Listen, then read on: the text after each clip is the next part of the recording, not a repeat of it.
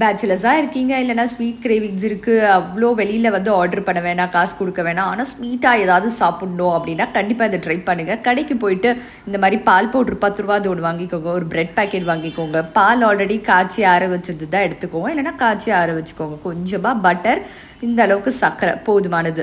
இப்போது ஒரு பேனில் இல்லை தோசைக்கல் எதுனா எடுத்துக்கோங்க. அது இந்த last part of the bread வந்து மிஸ் பண்ணாதீங்க, அது செம்ம டேஸ்ட்டாக இருக்கும். இந்த மாதிரி பேன் இல்லை தோசைக்கல்லில் சுற்றி நல்லா பட்டரை போட்டு விட்டுட்டு அந்த 4 பிரெட்டையுமே 2 பக்கமே நல்லா டோஸ்ட் பண்ணி எடுக்க போகிறோம். சைடில் ஒரு பவுலில் வந்து பார்த்திங்க அப்படின்னா அந்த பால் பவுட்ரு 10 ரூபா பால் பவுட்ரு இருக்கு இல்லையா, அதை வந்து லேசாக பாலில் வந்து கரைச்சி வச்சுக்கலாம், கொஞ்சம் கூட கட்டி இல்லாமல் கரைச்சி வச்சுக்கோங்க. இப்போ அந்த பிரெட்டு வந்து நல்லா பட்டரில் 4 பக்கமே இந்த மாதிரி நல்லா டோஸ்ட் ஆகி வந்திருக்கணும். இப்போ 4த்தையும் ஒன்றா சேர்த்துட்டு நல்லா அமுக்கி விட்டிங்கன்னா ஒரு லேயர் மாதிரி இருக்கும். இப்போ சுற்றி கொஞ்சமாக வந்து பால் சேர்த்துக்கலாம், அந்த பாலில் அந்த பிரெட்டில் வந்து உரிகிற மாதிரி வச்சுக்கலாம். இப்போ நம்ம பால் பவுடர் கரைச்சி வச்சுருக்கோம் இல்லையா, அதையுமே சுற்றி சேர்த்துக்கிறோம். சர்க்கரையும் வந்து தேவையான அளவுக்கு ஒரு 2 டேபிள் ஸ்பூன் போதுமானது சேர்த்துட்டு நல்லா ஓரெல்லாம் கலந்து விட்டுட்டு அந்த சுற்றி இருக்க அந்த திக் க்ரீமியான மிக்சர் இருக்கு இல்லையா, அது அப்படியே பிரெட் மேலே ஊற்றி ஒரு வாய் எடுத்து சாப்பிட்டீங்க அப்படின்னா உங்களோட ஸ்வீட் கிரேவிங்ஸ் எல்லாம் பறந்தே போயிடும்.